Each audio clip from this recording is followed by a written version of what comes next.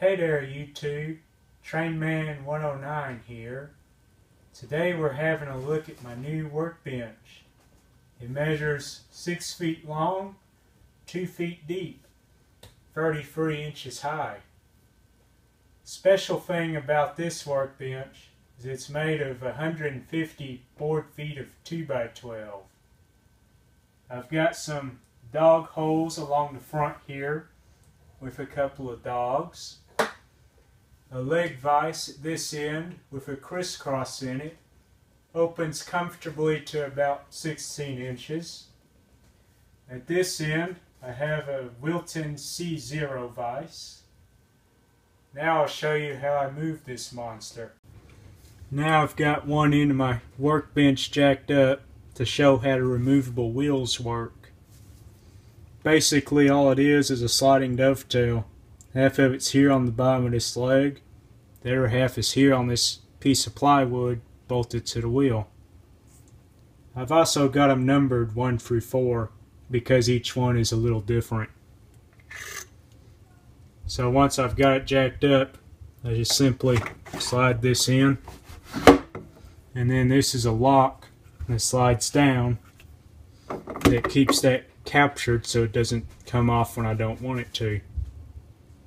Then once I get the bench where I want it to be, I jack it back up, slide the lock up, and pull the wheels out. Now I'll show you the first thing I did when I bought all this lumber. I took it to the table saw and ripped it down to 11 inches, and then I cross cut all those pieces.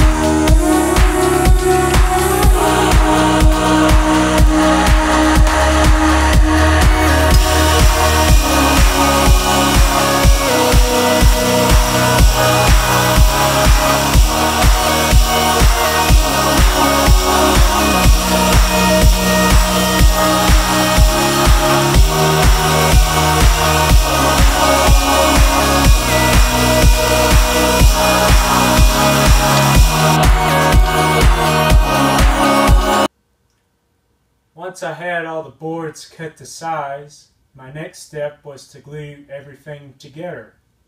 This bench is basically a large laminated beam, 16 layers thick. To make the laminating easier on myself, I did it with the bench lying flat on its back. This way I could work with gravity. Once everything was laminated together, I then drilled all these dog holes.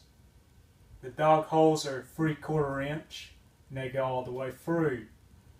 The reason I went all the way through is so that way if I want to make this 2 feet long, I can do that for whatever reason. The next thing I did was I needed to stand it up. I got help from a few family members to do that. Didn't want to hurt myself. It's quite heavy. Once that was done, I built my leg vise. I've got 15 of the 16 layers laminated. I've left the 16th layer as a demonstration on how I'm laminating.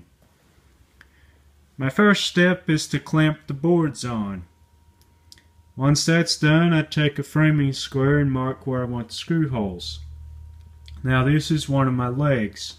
For legs, if the screw on the previous layer was here, I simply just step over and put their screw over here, so that way the screws don't run into one another. My next step is just through the top layer, I drill an 1/8 inch hole. That way the screw doesn't grab in this top layer, it only grabs in the wood underneath. So that way I get as much clamping out of it as I can. I put one in opposite corners. and I put a check mark by those 2 screws so I remember which 2 they are. Once that's done, I drill the rest of the holes. Now this is in the top. The top's up here, the bottom's down here. In the top, the dog holes are a little different. So one layer, it'll be a 1/2 inch from the edge. Next layer, it'll be 1 inch from an edge. This way, again, they don't run into each other and they don't interfere with my dog holes. Once that's done, I take out the 2 screws by the check marks.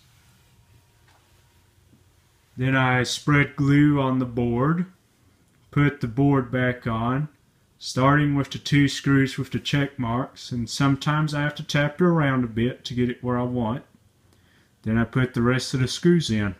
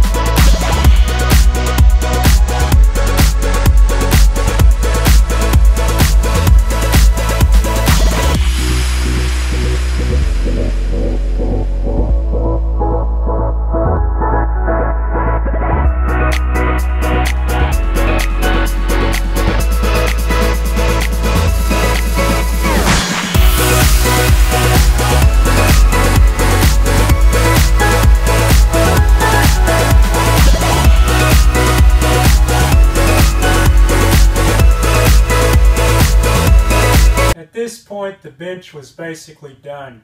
All it was left to do was to flatten the top, wipe it down with some boiled linseed oil, and mount my vise.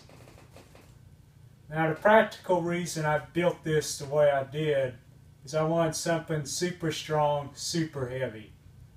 That way when I work on it, the bench itself doesn't wobble around. I can better focus on what I'm doing instead of the bench moving around. Now I don't want to be the arrogant guy on YouTube that says you have to have this to make a jewelry box or whatever.